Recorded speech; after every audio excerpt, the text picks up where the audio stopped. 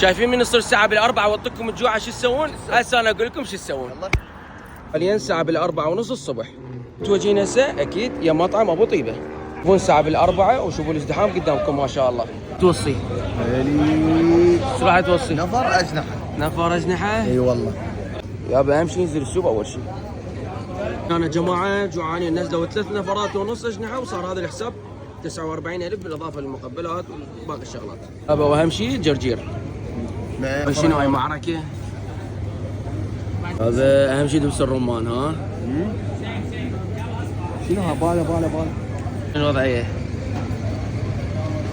واليوس والقرآن دمار ماكو شي وضعية. لا حبيبي بس أهم شيء دبس الرمان. أهم شيء اللبن وهاي الوجبة المرتبة. كلش طرية ودرجة الاستواء مالتها فول. أو شنو الوضعية؟ منطلق مبين. بالصوص. لا تحكي. شنو رايك؟ واحد عراق. حتى ما شاء الله علي. والله ماكو كلام صراحة. والله بس اكل. هذا التمن الأحمر. الريوق مالتنا أجنحة يمه بطيبة وبهذا الصبح. بس شوف.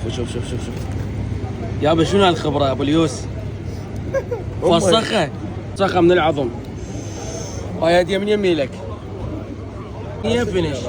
الثانية بعد بيها واي. تقريبا خلص. وأنا باقي لي هذا. قال حكيم في يوم من الأيام نأخذ راحة ونكمل. روح ألف عافية. طاولة خلصت بس شنو بعد ما تكاتفنا عليه كلنا. صراحة هسه ما أعرف شنو أقول لكم. صباح الخير لو تصبحون على خير.